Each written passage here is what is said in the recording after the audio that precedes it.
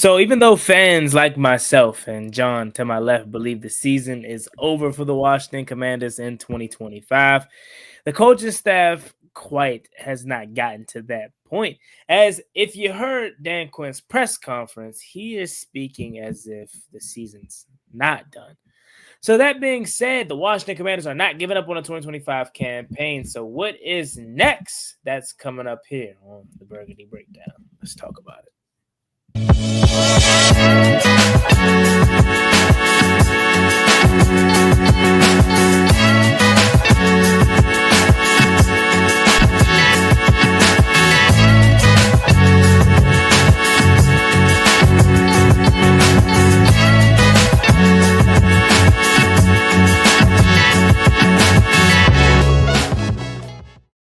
Aye. Ladies and gentlemen, this has been rough, to say the least. Haven't really been having the motivation to talk about these guys, but we got to get in the swing of it, John, because we'll be wash, rinse, repeat for the next 9 months talking about the same shit. How you doing?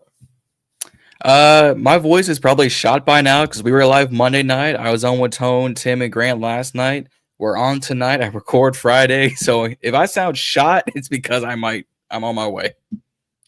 That's fair. I mean, you have better, dare I say, passion at this point than me, because I'm out of it, man. Like, I'm not gonna sit up here and act as if I'm gonna stop making videos or whatnot. Right. But like that same drive that I had prior to the season, it's just like all I'm gonna do is get up here and talk about us losing. And granted, although a lot of people love negativity, I'm a fan. I want to come up here and talk about the good. I want to come up here and talk about how this week was supposed to be revenge for Detroit. This was supposed to be a big game. This was America's game of the week. And now it's going to be a slaughter fest for Detroit. It got to, like, I looked online because they post ahead of time for Fox News who's getting the regional coverage.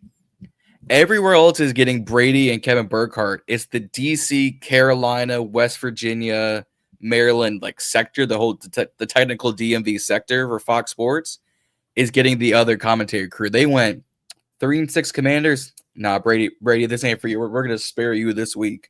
And so they took us off America's Game of the Week. Yep. Wow. Yep. Couldn't that, because wasn't that that was originally America's Game of the Week? It was originally America's Game of the Week. And now who is it? Let me double check to see who the other 425 Fox game is. I can just imagine Dallas is probably in there. They play Monday, so maybe not. I thought Philly played Monday. Yeah, actually, I bet. Yeah, they just aired. So let's see. America's Game of the Week. So it's obviously us and the Lions. Mm-hmm. Yeah, it was supposed to be us. That can't be right. Maybe they didn't change it, because I mean, are you gonna put Cardinals, Seahawks on there? Maybe Rams, 49ers. I don't know.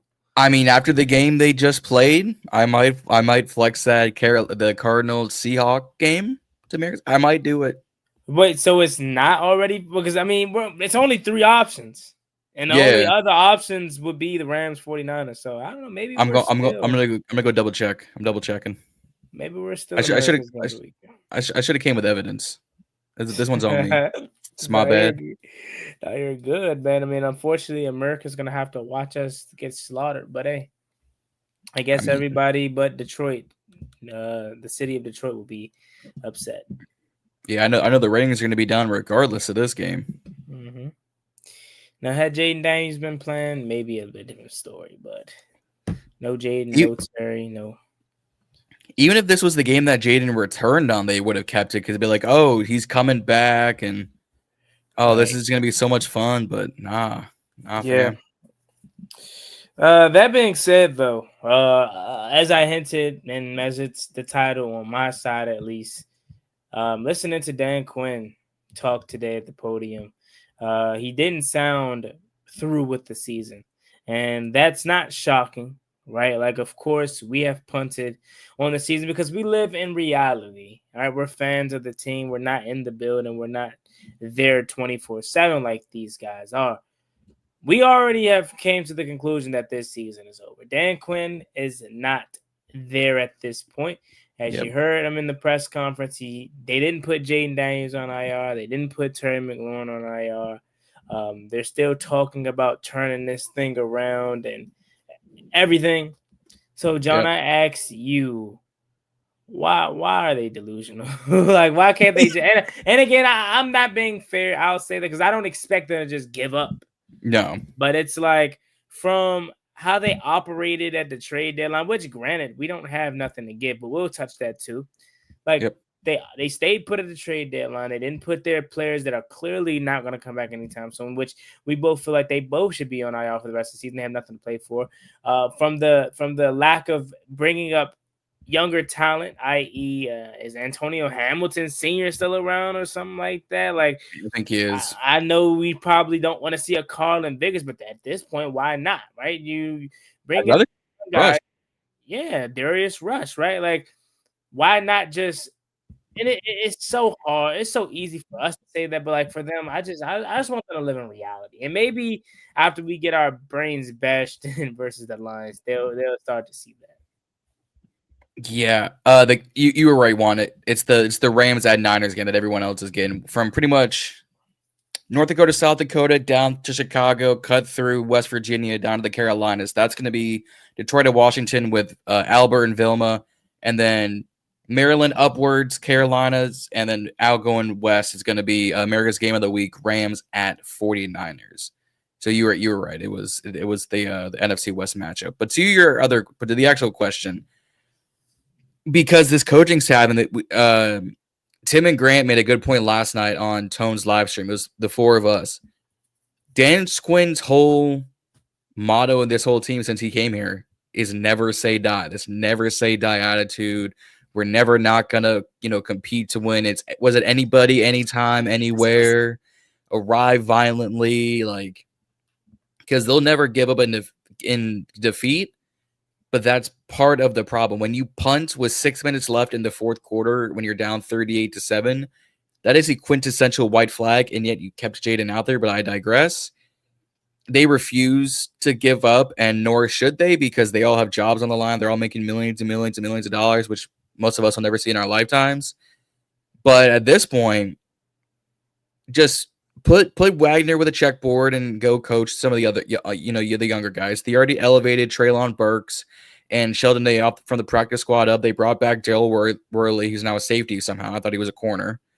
But 3-6, we play Detroit, and then we play Miami, and then we play a bye week. And I've got some things cooking up coming towards the bye week. We should. The season is not technically over to everyone else's point, but as a fan, you're looking at this like, oh, this is just. I'm already numb to the pain. Like, we had one good year in a decade and a half since RG3's miraculous season, and we saw how that went. And a decade later, this now rinse, wash, and repeat. You can't help just not be numb to the pain. Yeah, and I think that's a big reason as to why I'm out of it is because I'm so used to it, right? No longer gone are the days, and it has part to me growing up. Don't get me wrong, but long gone are the days. Am I sitting there in 2017 crying after a Saints game where we blew the lead? Long gone are the days where I witnessed Kirk Cousins break my heart in 2016 where we had a chance to send 3 playoff teams from the NFC East, and Dominic Rodgers-Cromartie's picks off Kirk Cousins. Long gone are the days where I am crying because RG3 tears his ACL, and we lose that playoff game versus Seattle after starting 14. Oh, long gone are the days. I sound like I'm giving a speech. You're so fun. Long gone are the days where we witness. A lot of people bring up the Eagles massacre, rightfully so. A lot of people bring up the other Saints game where Drew Brees destroyed us and broke the passing record. Mm-hmm. Why doesn't no one bring up the Steelers Monday night game? Who remembers that? I think that one, and not to go on a tangent, but this is just my point. Like, long gone are the days where I'm emotional to that point. unless we're competitive. Once we're out of the season, for whatever reason, my body's just like, hey, we've been here before. We know how to protect ourselves, I guess. Heart shield, if you will. But that Steelers game, that was so bad. It was week 1, right? I was so hyped. I had school because it was a Monday. I had school, and it was nothing better than in those days than your team playing on Monday nights, and you go through all day of school and get the like. It was so I was so geeked, and we get destroyed by the Steelers. And Antonio Brown shakes his ass on Monday Night Football. Man, I say that to say I'm no longer there. Maybe next season I'll get back there because I mean I was there clearly, right? The Bears game, I was there. Yeah. The Falcons game, I was sick to my stomach, literally. Like I couldn't. I was so upset. That Cowboys game, I was upset. The Chiefs game, it was kind of like I expected. We're getting there.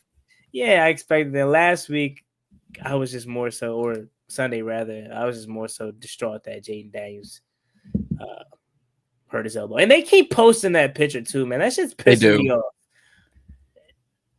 The whole so there are 2 memes running around that's from that Seattle game. It's just the picture of Jaden's elbow, and then some degenerate loser Twitter people on Twitter, ironically enough, use the picture of Rio's son, Lil Rio Jr. in his Jaden Halloween costume with the sad face, and like this is the Jaden that showed up on Sunday.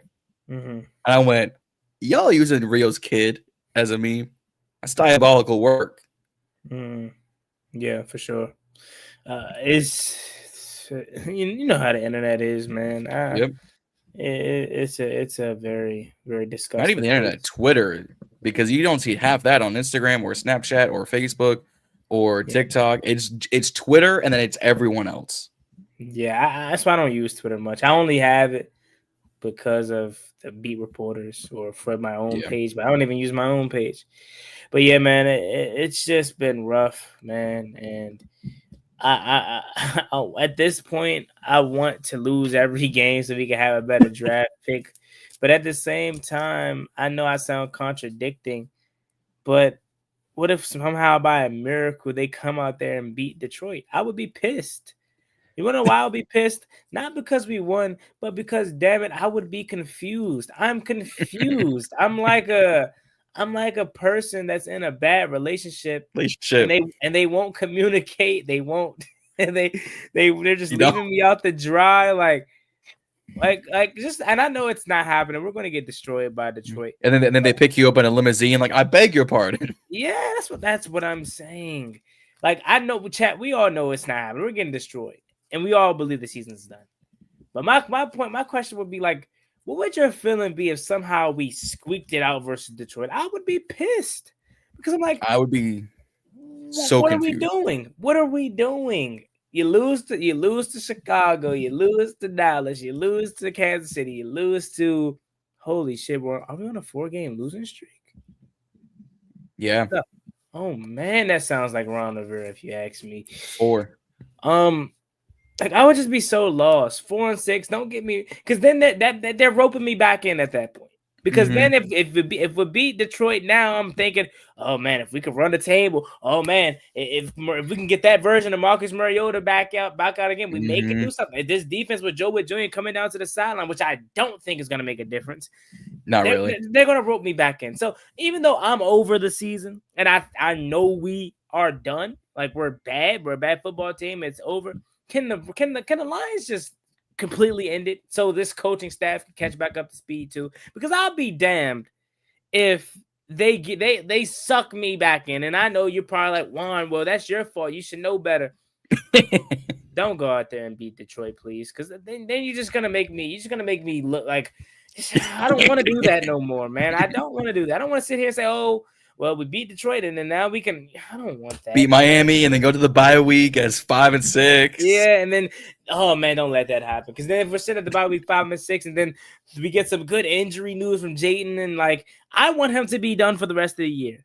Yeah, please don't make it, because you know they're going to do that, right? Like let's just talk hypothetically for a reason, because the reality of the situation is we know the season's over, and I'm going to be honest with you, I don't want to sit here 30 minutes talking about the same shit. We know the season's over. We're going to talk about it. We already have talked about it. Hypothetically speaking, I don't want them to win Sunday. I don't want them to win in Madrid. I don't want, because then you start to play. Oh, well, maybe we're 5 and 6. We're at the bottom. Maybe we reassess Terry. Maybe we reassess Jaden.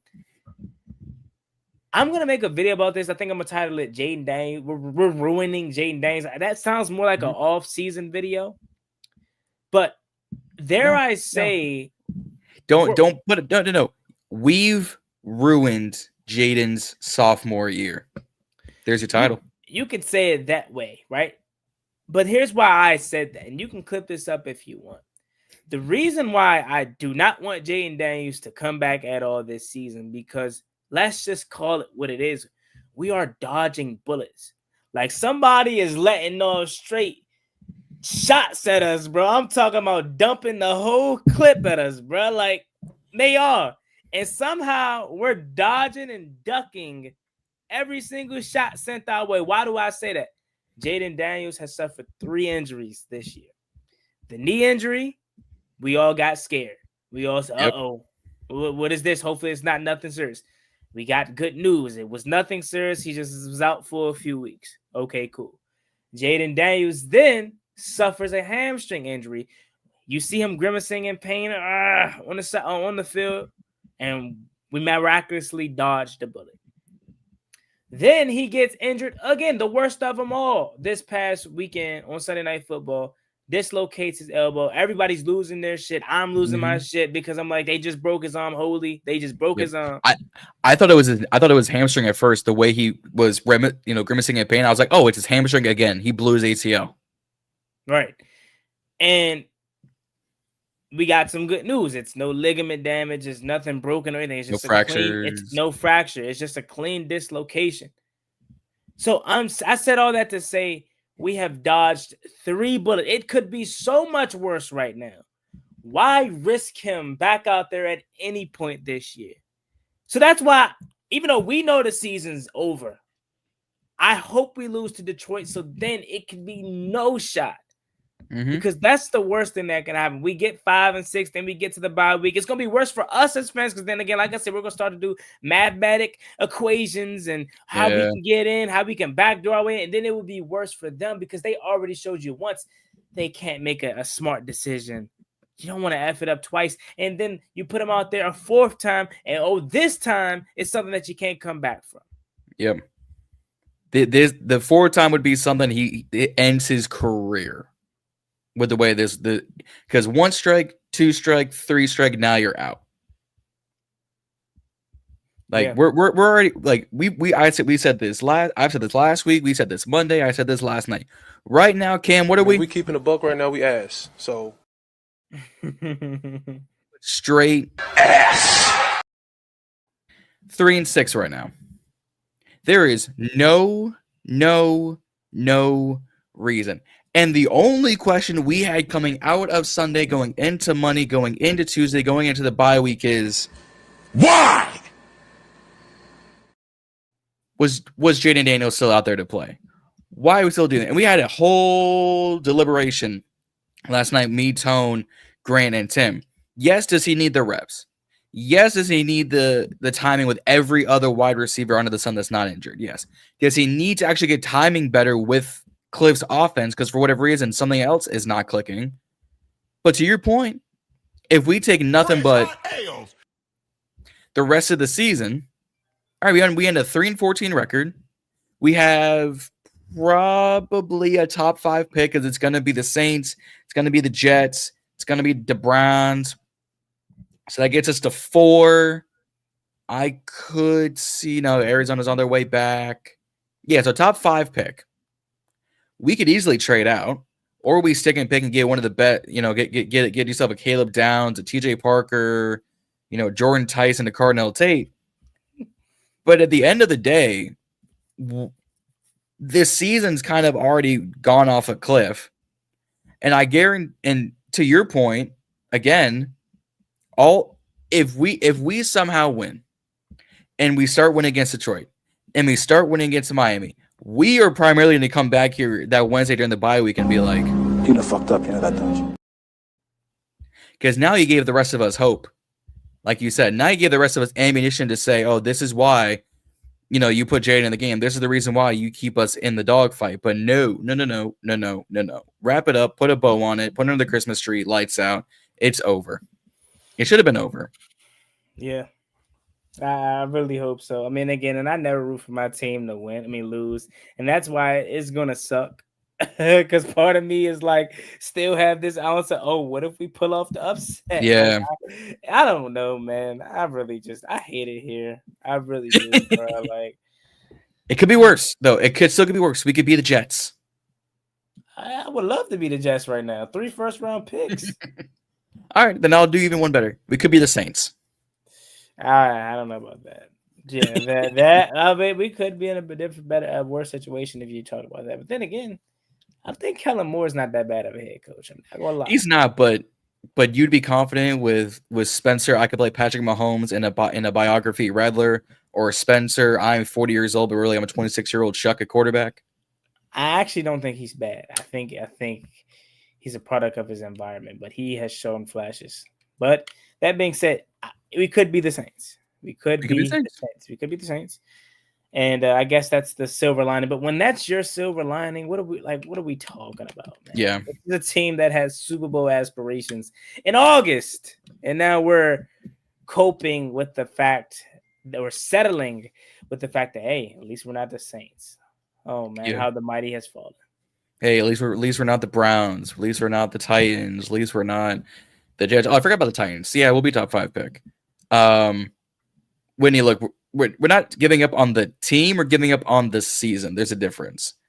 Because at this point, what you can do is start putting the old guys on the bench, start putting the young guys on the field. If we fail with the young guys, at least we know what we have. But if we have good moments and good drives, then we can go into the offseason and be like, all right, we're going to keep Bennett sitting around long term because he's not actually trying to catch the ball. Jalen Lane should play, running back because he can carry, but he can't catch. Like, you got to start doing analyses of what you have on the roster. This is the time to do it. Yeah, but they're not there yet. That's the issue that we're having. Mm-hmm. Fans are there. Fans are living in reality. Fans are like, okay, season is done. Well, let's start seeing some of these young guys. Do we have any time? People keep talking about Ben Simmons, and I was the biggest Ben Simmons fan coming out of there. I can give a hell about Ben Simmons. I want to see Kosin Yankov. How about that? That's somebody that showed me something. He should be back this week, at least according to the injury report. Should. That's somebody that showed me. I still have that pass that it wasn't Sam Hartman that threw it across the middle of the field against the Ravens. I still have that engraved in my brain. That's something that I have not seen Ben Sinnott do not once. So instead of giving me Ben Sinnott, let me get some Kosin Yankov in the lineup. Zach Ertz, you can sit down. John Beasley, we know what you are. You're a freaking beast. You can sit down. I want to see Kosin Yankov. I want to see Brandon Coleman. I want to see Chris Paul. I don't know if it's. We keep seeing him. So. Which I did not expect him to be this good. I don't know. He wasn't the best last week. I get that, but hell, I didn't expect to be able to go into 2076 and say Chris Paul is my starting left guard because I think we're fine. I think we're fine at left guard. Yeah, he might not be the longest term answer, but if we go into next season with a much, with him still there, I'm not saying an O-line is, a top 5 need for us going into the offseason. I feel that way now, honestly, though. Yeah, like with the healthy Laramie, with the healthy Chris Paul, with Tyler Biadasz, even though I know he hasn't had the strongest season like last year, who really has. Jaden Daniels got this man a freaking Chunky's Campbell soup commercial. I just thought about that when I said his name. Yeah, that's crazy. Oh man, 5 does that. Jerry can never. But Tyler Biadasz on the right side, Sam Cosmi gets a full season under his belt, and then Connolly, I know a lot of people are down on him, but I'm not there yet. So offensive line, I think, is the least of my worries at this point. Again, just everything else. Yeah, we talk about seeing the young guys. I would love to see, obviously, Jordan McGee, Kane Madrano, Al Kaiho at this point. Safeties, I guess Daryl Wardley. He's an older veteran. I really don't care for him. Yeah. Oh man, you got to fill me in on some of the younger guys. That's slipping my mind at this point with safeties per se. I know our cornerbacks. Safety, I think we're already thin as is with Will Harris out. It's Owens, it's Worley, it's Quan. Yeah. That's probably the one guy that I would love to see. But I've been seeing enough of not enough. I've been seeing a lot more of Tyler Owens this year, and they have been. There's much to be desired, but Rio and I talked about him coming out of the draft or post draft last year. He is your prototypical safety. 6'2", 210, 4'4", 40, 42-inch vert. As he put it, I'm going to preemptively pause. He's got the length. He's got the girth. He just needs the coaching ability. That's why I preemptively did it, because I knew you were going to do that. I mean, just saying girth. Like, you were fine up until you said girth. Yeah. Like, you were. I was also quoting something, so I'm also off the hook for that. But like if I'm building a safety in my head, and the whole you got IQ, body, speed, I'll take a 6'2" safety. Give him 4.3 speed at 6'2". You're gonna kill somebody. Yeah. Problem is, he's always either on special teams or behind the ball. Yeah, it's part of the problem. So there's that. I want to see whether it's Carlin Vigors, but not really. I really want to see Darius Rush up here, just see what he can do, because Jones got a DPI last game. Igbenogany is a healthy scratch like every week. Like if Marshawn's out, this is the time to put Mikey back outside. You bring everyone on the inside. You bring up Rush. You let him do what you do, because once Mikey is in his actual natural spot, that's when we see him get on the ball and make plays. Every single time he's got an interception, it's not just a bad throw, because he's in his natural spot at outside corner. What is he every time he's getting cooked, beat, burnt, and decapitated? He's playing slider. He's playing on the inside. Yeah, like he was never a lockdown corner at Michigan. We all kind of knew that when we got him, but the tape said, no, he'll hit you and he'll take the ball away. Saban doesn't call him the best pound for pound player in that draft for no reason. Yeah. But hasn't been given him but a handful of chances to be that prospect. God damn it, John. It sounded like you were in my brain there for a second, because I've been saying the same thing about Mikey Sanders. Like, he said it today in his press conference about Mikey Sanders. So how do you feel like he's been playing through this year? And he talked about his coveraging ability, or he talked about him over pursuing, over trying, doing too much. And I just don't think that's it.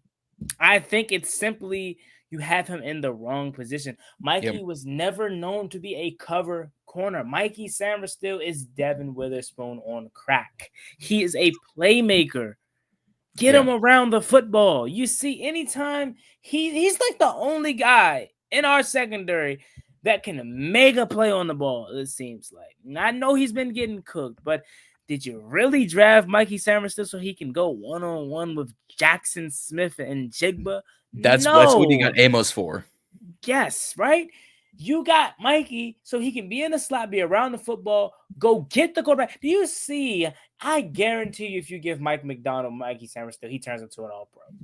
Do you see what he does with Devin Witherspoon? Do you see what he does with your guy, Nick Emawari, who we were high on and thought we should have taken to have take with that 29th overall pick?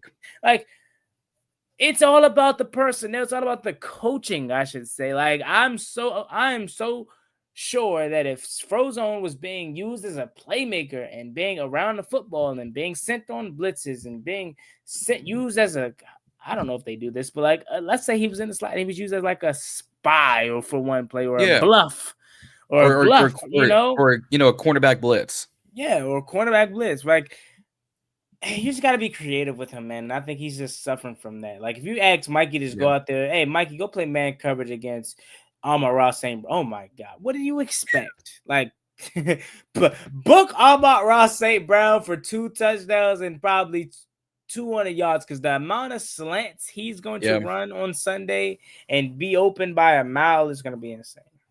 It's not just him. It's going to be Jameson. It's going to be Isaac Tesla. It's going to be Jameer and Montgomery and Laporta. You were talking about putting the national position like I pontificated for. Is Is Mike Sanderson in this defense what Ayuk was in San Fran? He's not the best guy in terms of route running, but when you need him to make a play, he'll make a play. But every time he's not in his natural position, he's getting burnt, strapped, and put in the dirt. Mm-hmm. That's interesting. It's a good thought. I don't really know. Every other person in San Fran who's healthy, Pearsall, B-Rob, McCaffrey, Jake Tonges, Kendrick Bourne, they're all making plays. When Ayuk's healthy, he'll make plays, but he's not going to route you up like Marvin Harrison Jr. did on Deron Bland. And that was a thing of beauty. I will replay that on a 26 highlight package. Yeah. But part of the reason, no, let me back up. Again, another piece of the puzzle we talked about last night. Is it the coaching style or the players not coachable? Because that's a good question. Because Witt's kind of come out and said inadvertently he's had to dumb down the defensive playbook. But would that be that would be on him then, right? Because not necessarily. Yes, it is on him. But if the guys are understanding you but aren't performing like they're saying they are, that's on them. You and I could be coached up on how to run YouTube all day long. But if you actually have the bandwidth to do it, and I'm here once, twice a week doing it, you're obviously going to grow a hell of a lot faster, than I'm going to at the same amount of time. You could be here all day long and live stream. If I'm only here twice a week, there's obviously going to be a big difference. I get that. So my response to that would be, you asked, are they not coachable, or what'd you say about him dumbing the playbook down, or him coming out having to say he has to dumb the playbook down? I don't think that's necessarily being uncoachable. I just think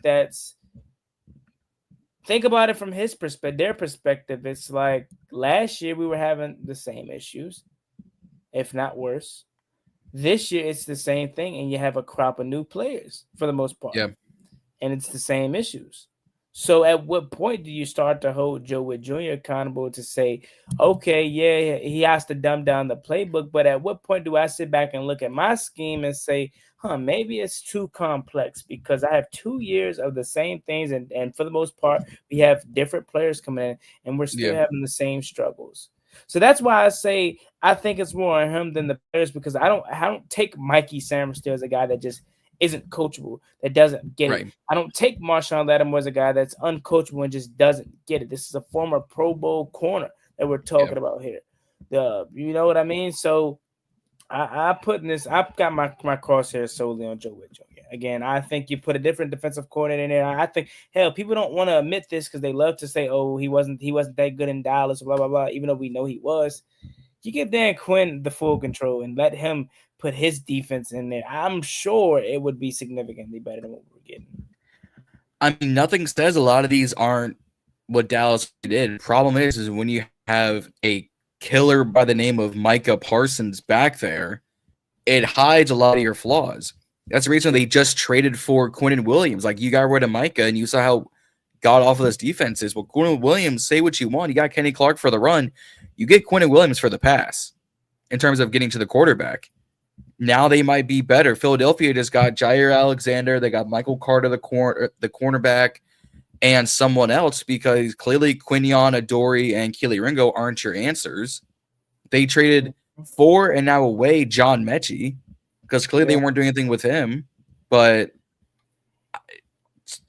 part of it is personnel. Like, injuries have ruined this defense. Will Harris, your 3 starting edge rushers, like Marshawn, yes, was not playing well, but he's also a starting corner, so that doesn't help things.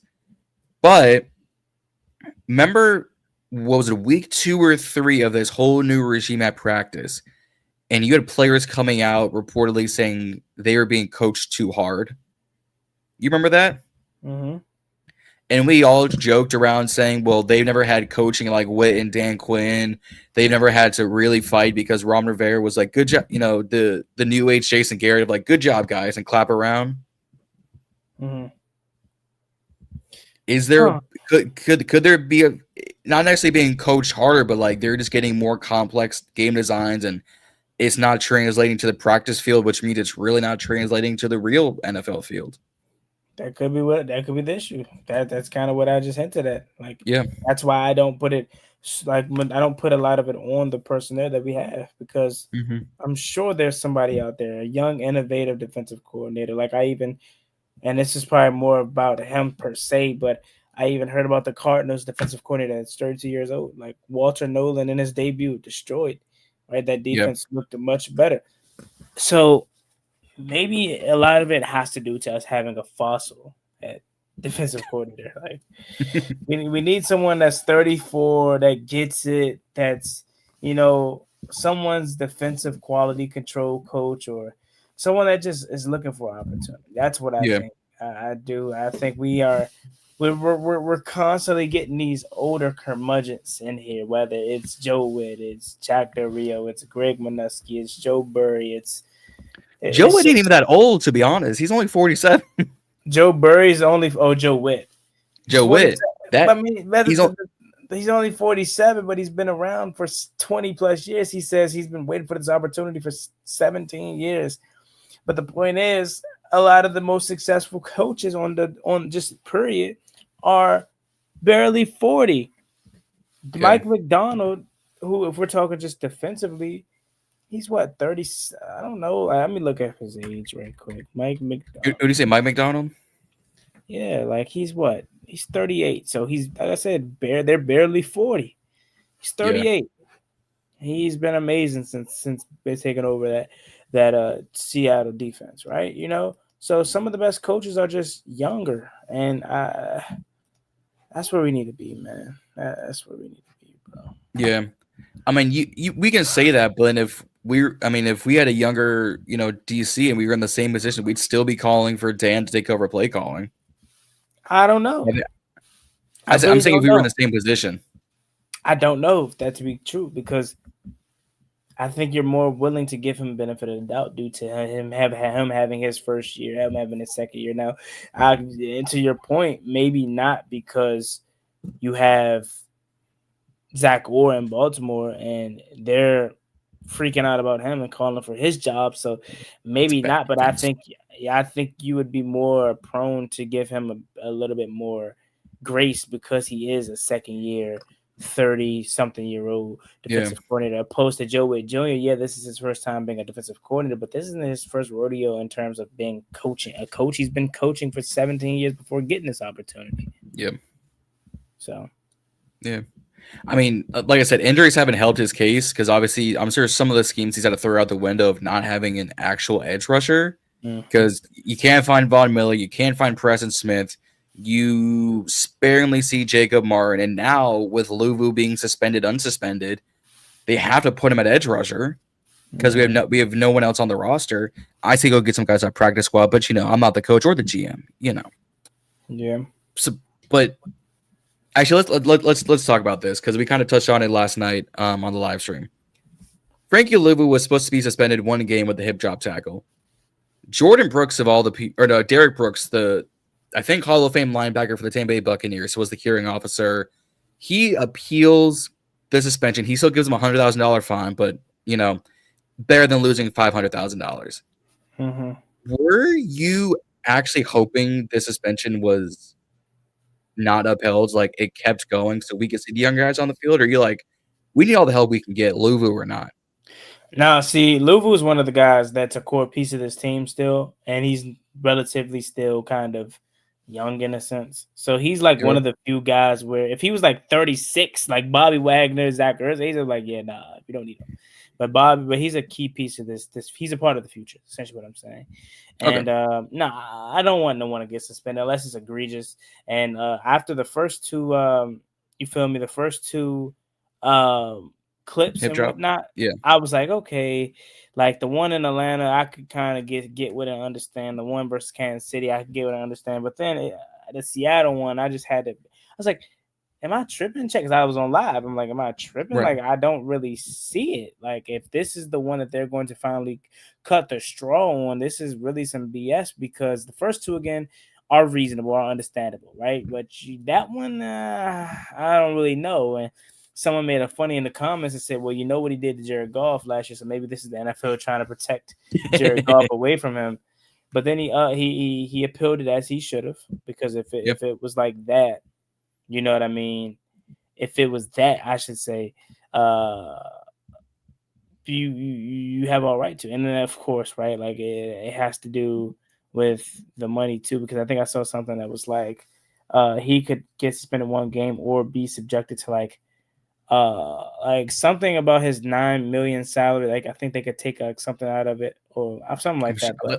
But something like take out an incentive or something, I'm sure. Yeah, so I'm happy because Frankie Lou is a part of this future, and I'm glad he is not suspended. So kudos to him. Yeah, I'm glad he's not suspended. Part of Commander's Twitter was like kind of hoping they had upheld it or kept him suspended only because this really would have given them credence of like, oh, we have to play McGee and Madrano now. Oh, we have to, elevate these guys. And I get that point. I also get the point of like, you haven't really seen Luvu outside of like the Caleb Williams hit. Like every time you see him, he's either getting broken his ankle's getting broken, someone's shedding his tackle, or he's in the big pileup. Like I don't even know if he has a sack up until now. It's been rough for Luvu this year, man. And but you can make that case for everyone at this point. You can. If we're being honest. No one last year has carried over their success. No. Except for Jaden Daniels, and to the point, his has a limit. But a lot of his limitations aren't because of him. Like at this point, you just gotta chalk it up. It's just one of them seasons, man. Yeah. Luvu right now has 50 total tackles, 2 sacks, a forced fumble, and 2 passes deflected. So he's tackles wise, he's on pace. Solo tackles wise, he's on pace. Sack wise, he's on pace for about 5. On pace for about 4 or 5 passes deflected. So like as a linebacker, that's still good. About 100 tackles, 50 or so of those are total solo tackles, 4 sacks or so is still good. But like coming up last year where he was a bona fide edge rusher, we were expecting better. Yeah. No, for sure. But again, that was the whole team. Reason why I put it in the title being what's next, and no, I'm not, Goldberg with who's next, is because what else can we do besides continue to elevate practice squad guys? Like, I'm kind of looking at the available free agents, and it's like Christian Wilkins. I'd give a stab at that just to see what, an actual talented veteran could do, across from Payne, since Newton is back and forth. There's Gabe Davis kind of still floating around. Zadarius Smith is retired, actually. Justin Simmons being a free safety is still floating around. I think Kendall Fuller's on the Detroit practice squad. Bring him back. Like, there's not talent, but there's names enough to where you could be like, he's better than insert the practice squad guy. Yeah. No, for sure. Like, I might, if Matt Gay is still more inconsistent, I might come in. Oh, wait, is he the Bills kicker? Maybe Matt come in Gay? And give. No, so like I was about to say Matt Prater, but it says he's the Bills kicker. Yeah, Tyler Bass, I believe, still on IR. He missed. Didn't he miss? I think he missed the kick versus the Chiefs on. That makes sense. Okay. Matt Prater, okay. Yeah, he's there because Tyler Bass has been out, I think, all year. I got you. So Sport Track is just not up to date. Thank you very much. But like, I'd give a stab at Christian Wilkins. I'd give a stab at a Gabe Davis to come in across from like own company. I'd give a stab at Justin Simmons to rotate guys in and out. I'd give a stab to Kendall Fuller, see what a different veteran could do. I'd give a stab at. Would you really though? Like at this point, I don't. If it's not younger talent, because you going out and getting a Kendall Fuller, you going out and get one of these veterans that does what exactly for you besides nothing in the future or nothing to, because like again, the season's done. So you go on and get a Kendall Fuller who probably won't be back next year. Like, what's the point? That's why people are saying go get an Asante Samuel Jr. For the love of God, I even heard Gabe Taylor, right? Like that's that's where we're at this point. Could you the fan base? Man, they would love. They probably sell out his jerseys, dude. Because I had Gabe on during the offseason on BIB. That is like our greatest episode to date of BIB was with Gabe Taylor. And he was like, I had great talks with Coach Quinn and Coach Witt and Coach Norton and company. And nothing's come to fruition. Like, we follow him here at BIB. He stays in football shape. He stays connected with teams. He stays connected training. But no one's given a shot. And there is something behind the scenes that's clearly not clicking. And I need to know what it is, because he's got talent. He's got prototypical size, prototypical speed. And my only caveat to us not signing him immediately is the fans, the moment something goes wrong, they're going to go put Gabe in, but then they're going to hold him to the standard of, well, if he's not his brother, we don't want him. Like, bringing Gabe Taylor would be a double-edged sword. Definitely, because they're not gonna. They don't want Gabe Taylor because of what he did at Rice. They don't want Gabe Taylor for Gabe Taylor. They want Gabe Taylor because this is Sean Taylor's brother. The name on the back of his jersey. Exactly. Newsflash: he's not Sean Taylor.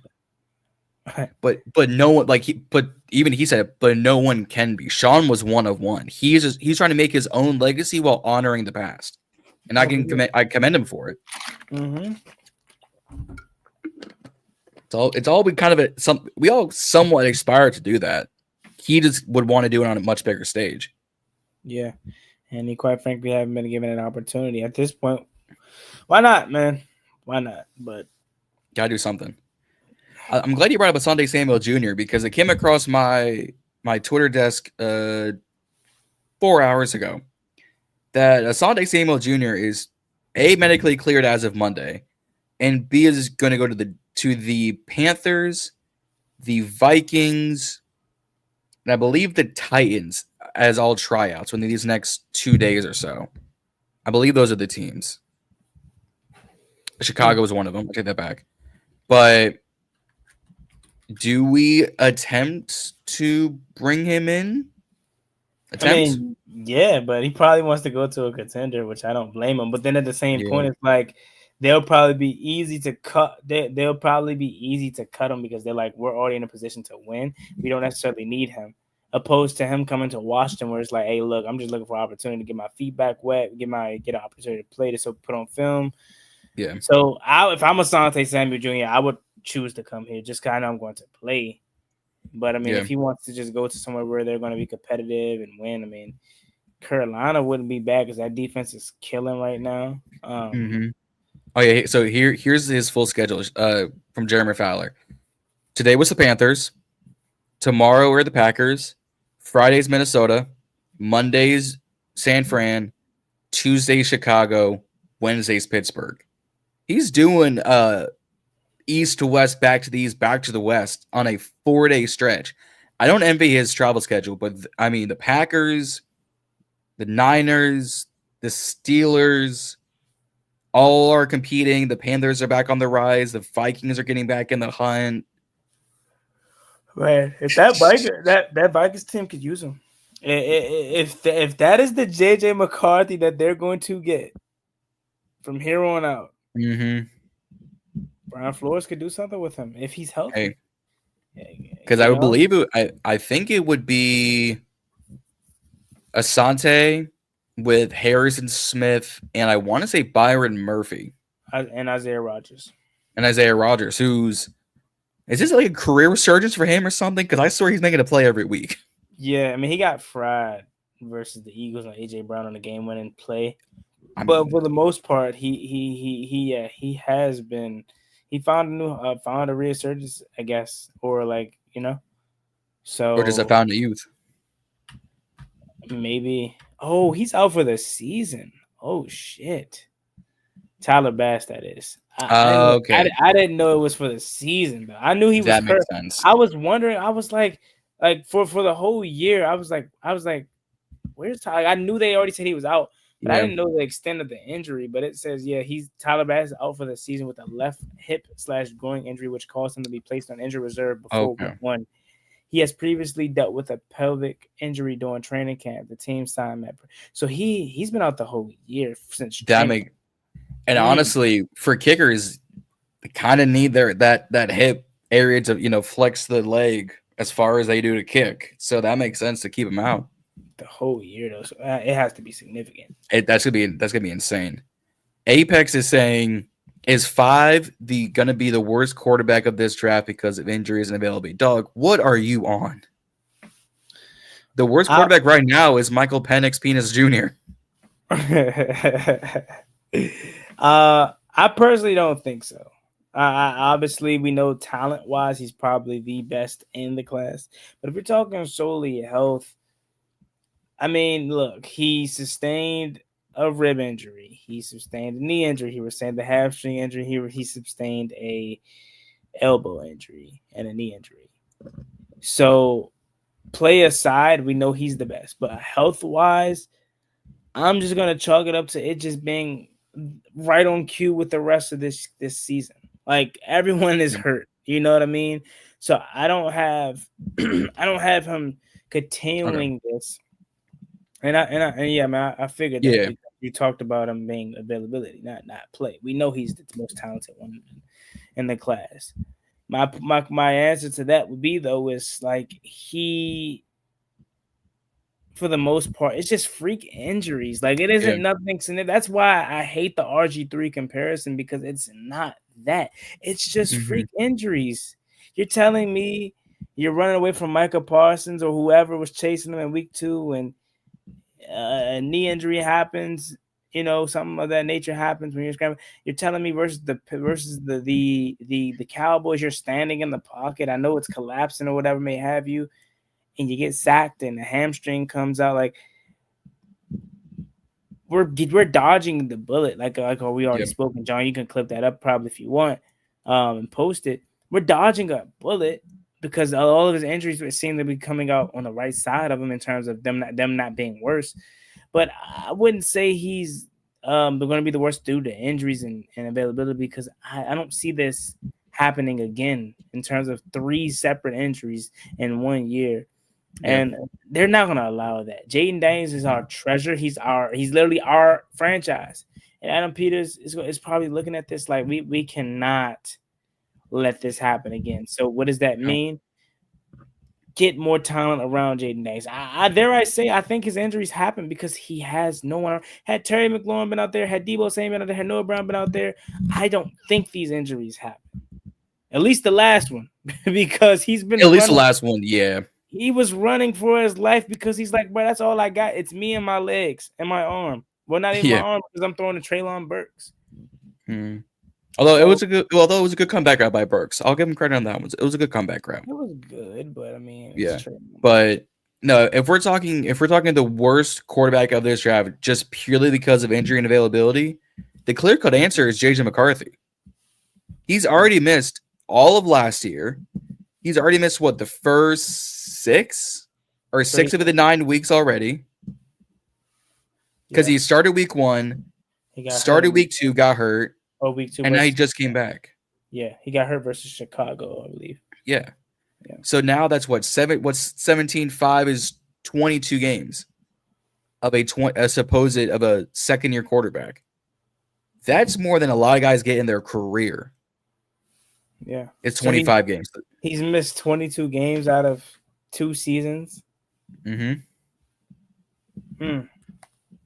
right there is the worst of injuries. Next one you could say is Michael Penix because it took 7 games to get him going last season. He had to miss a game this season because of him getting injured. So out of a possible 34 games, JJ McCarthy played in 12. If he missed all of last year, which is 17 games. well, not 12. My math could be wrong. Yeah, well, no. Yeah, he missed all of no. My math is all jacked up. You know what I did? I was about to say, yeah. I did 17 plus games. 17, which is 34, and then I minused it by the 22 games that he missed. I'm sleepy, man. I don't fucking know. He was eligible to play in 34 games. Yeah. And he's only played in 7 roughly. Yeah, out of 34 games, he's only played in 7 games. And he's missed preseason too, you're right. So that would probably be your answer. Right there. Someone saying I saw Michael Peanut. Dude, here's the problem is the joke writes itself. You miss the X on the keyboard for the S, and the seamstress to be like, who bought a jersey? Yeah. It writes itself. Although the other joke is Atlanta now has another left-handed quarterback who's smaller frame named Michael who loves dogs. So I mean, take it what you will. But I agree with this statement. We got to get out of this damn stadium.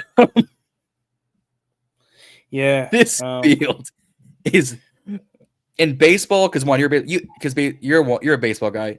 Y'all have the field of dreams is what it's called, right? Mm-hmm. Yeah. Northwest and to a degree MetLife, the fields of death. Field of nightmares. Field of nightmares. You want an injury? Go to Northwest or go to MetLife. We got to get out of that stadium, but we also I was so like geeked for the unis. I was like, hopefully they can become our permanent one day. I don't want to see them again. It's we played like the Redskins. It's too red skinny for me. And go figure, we actually play like the freaking Redskins wearing those jerseys. Like the most Redskins shit happened that night. We get blown out at home. We sustain an injury to our star quarterback. Seasons down and there, corner and receiver, like oh my god! So man, poor Luke. If anybody wants, so well. he was. I told you last week on the show that I was getting to the point where Luke was becoming a guy that I say, oh, I don't got to worry about Luke. He's gonna show up. That's where he was getting to, and something about that kick return I just didn't like. It felt too hard. Pause. Like it felt too impacty. Yeah, that was crazy. That was a good pause. But like if you watch the play over, you could just tell on impact that wasn't the norm. Like it felt too, I wouldn't say violent because it's football, but like it just felt too compact, like fast, quick. He got I'm preempting just because of the comments. Some people might say this. He got overloaded way too quick and got taken down way too hard. There were 4 dudes on him that it took 4 dudes to take him down, and he landed on his shoulder, which then broke the collarbone. Yeah. So it's rough, man. It's rough out here. Gerald's saying, bro, Mariota, O-line, or are we toes? Hutchinson versus Connolly. I think Hutch. Is Hutch a right end or a left end? He'll be on Connolly. He's a left end. Okay. Then yeah. He'll be on Connolly. Hutchin's probably getting 2 sacks. Just go ahead and warm up Josh Johnson at this point. you know, bro. You know Mariota's gonna, bro. Like I hate. Yeah. I don't want it to happen, but it's like, come on, bro. Mariota has never been a quarterback that's been able to play all 16, 17 games. The more he plays, the longer he's asked to play.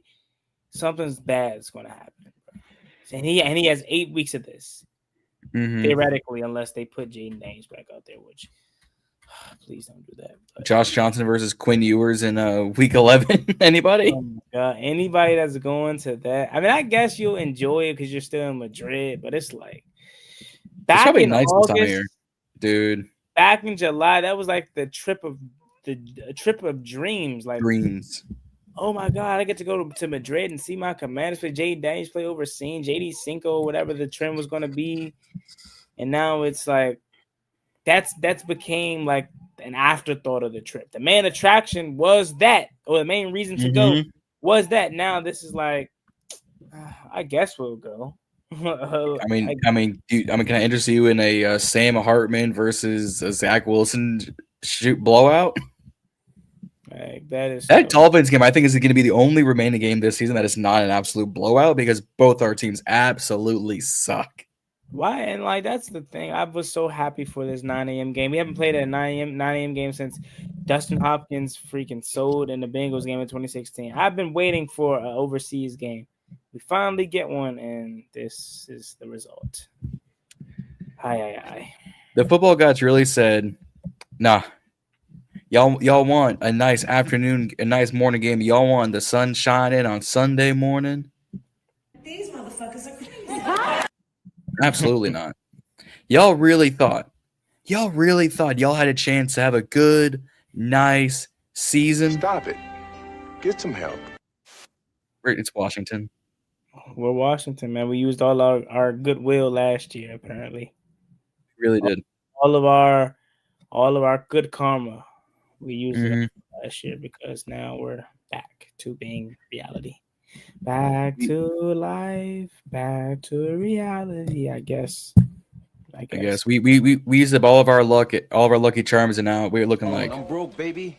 I ain't got no money. So we look like now. We're broken, literally. Literally, physically, mentally, spirit, like broken. I can't tell if you're clowning us now. Y'all really thought you're gonna back-to-back 10. The hype we thought. I think part of some of us deep down said it's an 8-win squad, but you couldn't get me to believe this was an 8-win squad with Jaden Daniels out there healthy based off of the year he was having last year and the projected offense of Jaden, Debo, Terry, Noah, and Laramie Tunsil, the hype of Bill. Like you couldn't have had me believing that this was an 8-win team. Marshawn Lattimore says he feels better. Trey Amos is supposed to be a shutdown rookie corner. Mikey Sammerstill was the defensive version of Jaden Daniels. Will Harris is supposed to be an upgrade over Jeremy Chin. Interiorly, we got better with getting Javon Kinlaw. We got gashed in the run. We were supposed to be able to stop the run.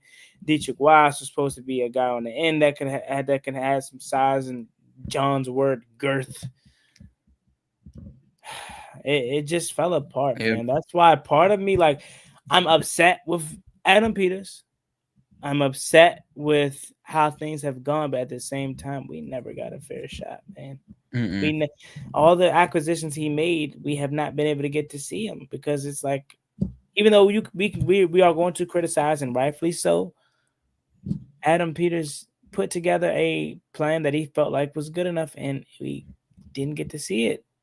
Like, we didn't get to see Terry and Debo and Jaden and Noah on the field. We didn't get to see what Dietrich Wise could have been for this pass rush, or Dorrance Armstrong for the whole season again, or, for that matter, Will Harris could have been a change for this secondary. Like, we just didn't get to see it, man. And we got robbed, and it's unfortunate.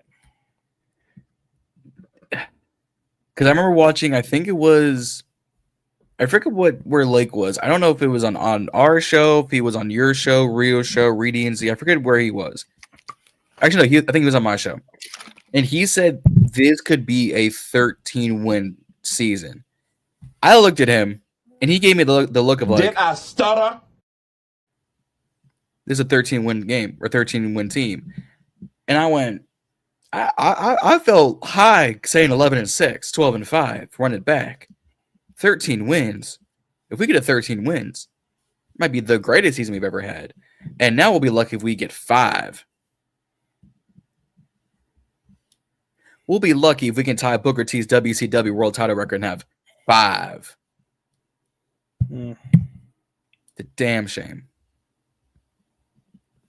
It is, man. But just this season has us looking like. Yeah, it does. But that being said, it just sucks because we're in for such a long journey because we still have 8 weeks of this. And we have to sit through 6-7 months. The off season. And then at some point, training camp's going to get repetitive. And then at some point, the preseason's going to get repetitive. And it's like, God. Yep. I wait all my life for this year, for this time of year, for it. Like I hate being an NFL fan, man. I do, because like I don't care about any other sport as much as I care about this, and this is the one sport that I have to treat like it's gold because I barely get it. This is the only sport where you spend more time often on. Yeah, I love baseball, but to hell, I don't watch the Nationals play in June. I still got 68 games I can catch, because between July and August and September, like to hell with the NBA. You know what I mean? Comparing it to the NFL. So what? I don't watch a marquee matchup on the NBA in December or right now. I'll catch it in January, February around playoff time, because they play 80 games. To hell with the Capitals right now, and I can watch them in a postseason when it's just so much you can do in the NFL, man. You have to take every week like you don't know if like it's its last, because our season's fucking over and we wait all this time. Yep. What sucks the worst we're gonna have is top 5 pick and brilliant draft picks. If we have a true top 5 pick, trade back. We best trade back. You're hearing this already. Washington needs ... draft. Wide receiver, linebacker, safety. Who else? Corner, edge, defensive interior, because the Sheldon Days of the world you can't keep bringing back. I will, starting in the bye week, I already have something planned in terms of the draft, because Juan, you started this on Monday talking about I got to get my draft cover started now. So I'm starting something come the bye week. It's the BIB Draft HQ. We're getting started early this year because it's already 3-6. We'll be 3-8 by the time the bye week starts. I got scouting reports to do, so y'all stay tuned on BIB for Draft HQ. But I will not go down my draft rabbit hole right now, because this is not the time, literally the time or the place to do so. But Gerald, you subscribe to BIB and you will see more coming soon. That is your man for any draft content. Unfortunately, or fortunately for him, he gets to start it. He gets to start it months early. So while everyone else is sad about this season, Jon is quite frankly happy inside. He may not be showing it now, but no, not at all. Off air, he is happy, and he has Mel Kiper Jr. documentary on his TV because that's his idol. If that is a true thing, I will refuse to watch that. Refuse, because it'll just be highlights of him being wrong. Shedeur Sanders should be the top 5 pick, top 150th maybe. No, because he went like 166. No. No, I now have to truly watch college football, because maybe I can watch a game, highlight a few players, and call it a day. Now I gotta watch film. Y'all making me watch film out here. Ugh. Hey, it's probably more entertaining than watching this crap at this point. But that being said, though, I'm gonna go to sleep, Jon. I'm sad. I don't blame you. Every time I talk about this team, it's like when I don't talk about them, or when I try not to think about them, which is rare, because it's as soon as I open my phone, it's the first thing I see. I'm okay. I'm coping. I'm healing. It's like breaking up. It's like breaking up it's like when you're first breaking up with somebody. You try your best to not think about it, and you feel you have them burst throughout the day where you feel like I'm fine, I'm shaking back, and then it's like nighttime creeps in and they start crossing your mind. In this case, we're talking about them, and it just makes the womb open up again. My heart is hurting. I'm sad. I'm depressed, and I'm gonna go to sleep thinking about why the hell our season's over in November. Yeah, this so at least you're talking about it, huh? At least you're talking about it and not doing what we normally are taught to do, and just keep that pushed down on our insides and just put on the happy face. So at least you're getting it out of your system. It's not making it any better. I didn't say it was supposed to make it feel better. I'm just saying.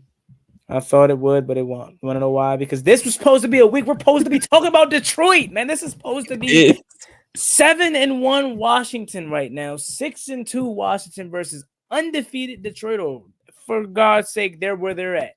This is supposed to be one of those games. And they have motivation too. They already said. Instead, we're about to watch us get slaughtered, man. But Juan is right. It's time to get up out of here, guys. If you're here watching on the Burgundy Breakdown channel, hit that subscribe button. We're trying to draw and grow this individual channel out, so we don't have to put it on our individual channels. So if you're watching here on TBB, like, share, and subscribe. Hit that like button because it circulates us in the YouTube algorithm. That's how we get shown more and more fans, whether it's the clip outs, whether it's the reels, whether it's these live streams that we've done now twice this week and gone on for the same amount of time. You can follow me at the Ball and Bernie podcast. You can follow Juan at Juan Guy Talking Sports. You can follow at Reedie Zee. All those links down in the description. And y'all see all our logos on the side of our our box. You can screenshot that, put in your YouTube algorithm, and reverse search that. But hit that subscribe button on TBB. Grow out this page. Hit that like button. And tell us in the comments where you are on this at this rate. What should we do next as Washington Commanders? Should we go out to the bar and start drinking, or should we have hope in this team? Because I already know what we're going to do, or at least what Juan's going to do, and that's put ourselves to sleep. Yep, I don't drink, so I'll have to find. Neither do I envy people that drink at this point, because at least you have something that you can cope with. Right now, I just have to just raw dog it, man. I don't know. I have no fix. I have nothing that I can just open grilled chicken and rice. Yeah, I can't. Right, that's all I can do. I have nothing I can just distract myself with. So just start taking some creatine or something. I already do that. It's right here. And you know what? It's empty. It's empty, man. So, man, Gerald P, I love you, man. I wish everyone was like you, Gerald P. But I do too. We didn't give up on the team. We gave up on this season. If they go out and beat Detroit, I'm going to be pissed, because then you're roping me back in, and now I'm starting doing math. Gym. Oh, we can beat this, and we can do it. Just end my misery, man, please. But if we beat Detroit, it is the ultimate case of gaslighting. Literally, manipulation, gaslighting. Like, that's all they're gonna do. That's all they're gonna do if you somehow squeak out against the Triggers. Then all you're gonna hear is, well, if we're 4-6, if we go, was it Madrid after that? If we beat Miami and Madrid, what you look, Washington's 5-6 going into the bye week, they're getting healthy. Jaden Daniels could be back. I don't want to go through that. Just end my misery, man. Because that's the worst thing that can happen. You want to know? Yeah. Sorry to go on a tangent, but we're gonna get out of here. That's the worst thing that literally can happen. We'll be Ron Rivera all over again. You're not good enough to win a Super Bowl, but you're not bad enough to draft a game-changing player or trade back and get a haul. Because then if you go on a late season run and you end up with 9, 8, 10, 7 wins, somewhere in there, you're picking middle of the pack. And that is nowhere for a team like us at this point. We'd either be really good or really bad. But if we're either drafting the final 5 or the top 5. If we're drafting at 15 again or 16 again, I refuse. I don't know what I would do if we got to 16. Yeah, but all right. You gotta get out of here, guys. Like I said, like, share, and subscribe. It's been John and Juan, Double J's, for tonight on Wednesday nights. We'll see y'all next week. We out. Peace.